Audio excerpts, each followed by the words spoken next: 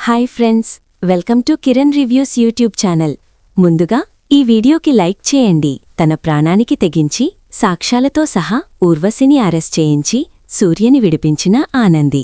ఈ వీడియో గనక నచ్చినట్టయితే తప్పకుండా ఒక లైక్ చేయండి. ఇక ఆనంది అయితే జ్యోతికి ధైర్యం చెప్తూ ఉంటుంది. జ్యోతమ్మా, నువ్వు బాధపడకు. అసలు సూర్యబాబు ఎలాంటివాడో మనకి తెలుసు కదా.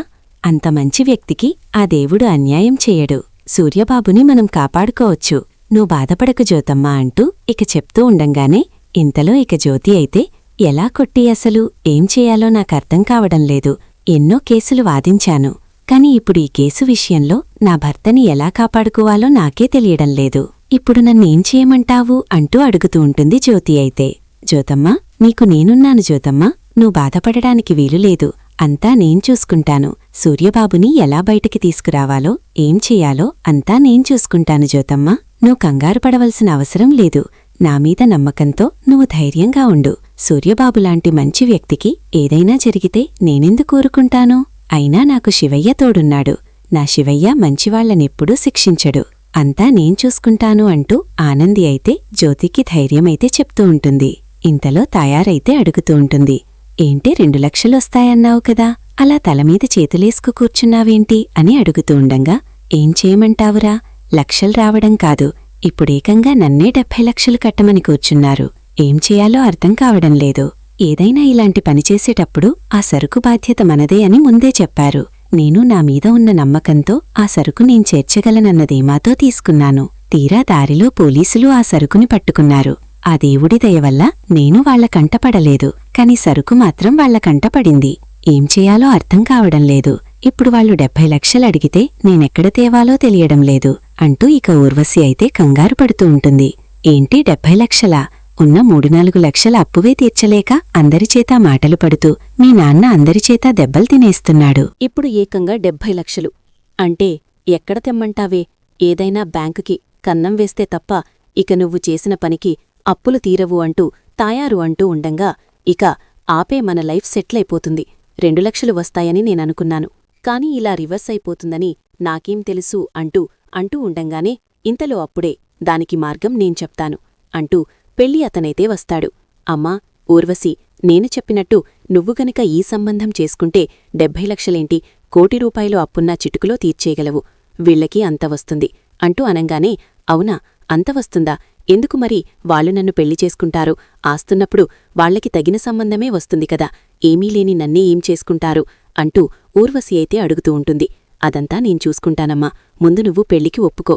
ఇదిగో అబ్బాయి ఫోటో చూడు, నీకు ఖచ్చితంగా నచ్చుతాడు అంటూ అనంగానే అప్పటికి ఆదిత్య ఫోటో అయితే చూస్తుంది. అవును, అబ్బాయి చాలా బావున్నాడు. నేను పెళ్లంటూ చేసుకుంటే ఈ అబ్బాయినే చేసుకోవాలి అనుకుంటున్నాను అంటూ ఊర్వశి అనంగానే, చెప్పాను కదమ్మా నీకు నచ్చుతాడు అని. వీళ్లకి పెద్ద పెద్ద ఫ్యాక్టరీలే ఉన్నాయి. సునంద గ్రూప్ కంపెనీ అంటే ఎవరికీ తెలియని వాళ్లే లేరు. అలాంటిది నువ్వు ఇంటి కోడలుగా అడుగుపెట్టబోతున్నావు అంటే ఎంత అదృష్టవంతరాలవో ఒక్కసారి ఆలోచించుకో అంటూ ఇక పెళ్లి అతను చెప్పంగానే ఇక ఊర్వశి అయితే పెళ్లికైతే ఒప్పుకుంటుంది. ఇక ఒప్పుకోవడంతో వెంటనే సునందకైతే ఫోన్ చేసి పెళ్లి అతన్నైతే పెళ్లికూతురు దొరికిందని నేను మీ దగ్గరికి తీసుకువస్తున్నానని చెప్పడంతో, లేదు నేనే వస్తున్నాను అంటూ ఇక సునంద అయితే ఊర్వశి తాయారు ఇంటికైతే వస్తుంది. అలాగే ఇక వాళ్ల దగ్గరికి వచ్చి సంబంధమైతే కుదర్చుకుని ఇక పెళ్లి ముహూర్తాలైతే పెట్టేస్తుంది. అప్పుడే ఇంతలో ఇక ఆనంది దగ్గరికి వెళ్లి డైవర్స్ నోటీస్ అయితే ఆనంది చేతిలో పెట్టి, నువ్వు ఆదిత్యకి విడాకులు ఇవ్వవలసిందే. ఆదిత్యకి మళ్లీ పెళ్లి చేద్దాము అనుకున్నాను, సంబంధం కూడా కుదుర్చాను. నువ్వు మాట్లాడ్డానికి హక్కు కోల్పోయావు. సంతకం పెట్టడం తప్ప నీకు వేరే గత్యంత్రం లేదు. బాగా ఆలోచించుకొని వీటిమీద సంతకం పెట్టి పంపించు అంటూ సునంద అయితే కాయితాలు ఆనంది చేతుల్లో పెట్టి వెళ్ళిపోతుంది. అప్పుడవి చూసిన ఆనంది అయితే చాలా బాధపడుతూ కుమిలిపోతూ ఉంటుంది. ఇదేంటి, ఒకవైపు నాన్నని విడిపించాలా, మరొకవైపు ఈ పెళ్లి ఆపాలా? నేనేం చెయ్యాలి? శివయ్య, నాకిలాంటి పరీక్ష పెట్టావేంటి తండ్రి? భర్త అంటే నేనేం చెప్పాలిప్పుడు? ఎవరివైపు నేను నిలబడాలి అంటూ ఇక ఆనంది అయితే ఆలోచిస్తూ ఉంటుంది. ఇంతలో ఇక సాక్ష్యాలన్నీ సంపాదించే పనిగా ఆనంది అయితే తిరుగుతూ ఉంటుంది. ఇక సీసీ ఫుటేజ్ల ద్వారా ఎంక్వైరీలు చేయడం మొదలుపెడుతూ ఉంటుంది.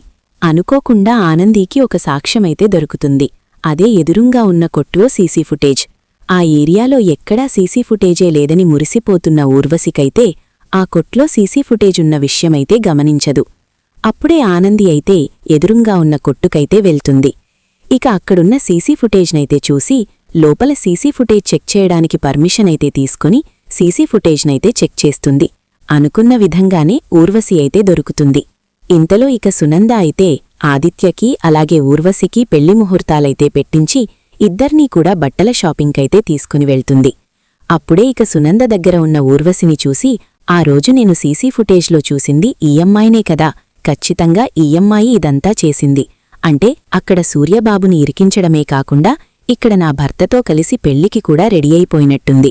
దీని సంగతి చెప్తాను అంటూ ఆనంది అయితే నిర్ణయించుకుంటుంది. వెంటనే ఇక ఇన్స్పెక్టర్నైతే కలుసుకుని తను తీసుకొచ్చిన సీసీ ఫుటేజ్నైతే చూపిస్తుంది ఆనంది. చాలా మంచి పని చేశావమ్మా. ఈ సమాజంలో ఎంతో పేరు ప్రఖ్యాతలున్న లాయర్ సూర్యగారిని అరెస్ట్ చేయడం మా దురదృష్టమనుకుంటున్నాము. మా చేతులతోనే ఆయన్ని అరెస్ట్ చేయడం, అసలు మేమిలాంటి పరిస్థితి వస్తుందని కళ్లలో కూడా అనుకోలేదు అంటూ ఇక ఇన్స్పెక్టర్ అయితే బాధపడుతూ ఉంటాడు. మీరు బాధపడవలసిన అవసరం లేదు. సాక్ష్యాలు దొరికాయి కాబట్టి అసలు సాక్షిని పట్టుకోవాలి. ముందే మనం ఆ సాక్షిని తీసుకురావాలి అంటూ అనంగానే, సరేనమ్మా మేం వస్తాము అంటూ ఇన్స్పెక్టర్ అయితే చెప్పంగానే ఆనంది అయితే అక్కడ్నుంచి వెళ్ళిపోతుంది. ఇంతలో ఇక ఆనంది అయితే తాయారు ఇంటికైతే వెళ్తుంది. అప్పుడే ఇక తాయారుని పిలవంగానే తాయారు బయటికైతే వస్తుంది. ఎక్కడ నీ కూతురు? నీ కూతురు ఎక్కడుందో మర్యాదగా చెప్పు, లేకపోతే నిన్ను అరెస్ట్ చేయవలసి వస్తుంది అంటూ అనంగానే, ఏంటి అరెస్టే? అసలు నేనేం చేశాను? నా కూతురేం చేసిందని మీరరెస్ట్ చేయడానికి అంటూ అడుగుతూ ఉంటుంది తాయారైతే. ఏం చేసిందా అని నేను వరుసగా బయట పెడతాను, ముందు మీ కూతుర్ని రమ్మనండి అంటూ ఆనంది అయితే గట్టిగా పిలవంగానే ఇక కంగారుగా బయటికైతే వస్తుంది ఊర్వశి. ఇక ఆనందిని చూసి, ఎవరు నువ్వు? ఎందుకిక్కడికొచ్చావు? ఇక్కడికొచ్చి నువ్వెందుకు అరుస్తున్నావు అంటూ అడుగుతూ ఉండంగా, ఎందుకొచ్చానా? నీ నిజస్వరూపం తెలుసుకొని వచ్చాను. నువ్వు ఎంత దుర్మార్గురాలువో ఇప్పుడర్థమైంది. నా భర్త జీవితంలోకి రావడమే కాకుండా ఆపం శుభం తెలియనే నా తండ్రిని కూడా అరెస్టయ్యేలా చేస్తావా? నిన్ను ఎలా వదిలిపెడతాననుకున్నావు? నువ్వు నా జోలికి వచ్చినా క్షమించి వదిలేసేదాన్నేమో, కాని నా వాళ్ల జోలికి వస్తే ఎట్టి పరిస్థితిలో కూడా క్షమించలేను అని ఆనంది అనేసరికి అప్పుడే ఇక తాయారైతే ఆనంది తలపైనైతే కొట్టేస్తుంది. ఇక ఆనంది తలకి నెత్తురైతే వస్తూ ఉండంగా అప్పుడే ఆనంది అయితే, మిమ్మల్ని మాత్రం వదిలిపెట్టను అంటూ ఊర్వశినైతే అరెస్ట్ చేయిస్తుంది. ఇక ఊర్వశినైతే అరెస్టు చేసి కటకటాల వెనక వేయడంతో, ఏంటి నన్నే అరెస్టు చేయిస్తావా? నిన్ను ఎలా క్షమిస్తాననుకున్నావు? నిన్ను ఎట్టి పరిస్థితిలో కూడా వదిలిపెట్టేదేలేదు అంటూ ఊర్వశి అంటూ ఉండంగా, నువ్వు ఏం చెయ్యడానికి నీ దగ్గర ఏమీ లేదు. ఎందుకంటే నేను నా సూర్యబాబు జోలికి వస్తే ఎలా ఊరుకుంటాననుకున్నావో? ఎవ్వరు నా సూర్యబాబు జోలికి కాని నా జ్యోతమ్మ జోలికి కాని వస్తే ఎట్టి పరిస్థితిలో కూడా వాళ్ళని క్షమించలేను అంటూ సూర్యనైతే విడిపించి ఊర్వశికైతే ఊహించిన షాకైతే ఇస్తుంది.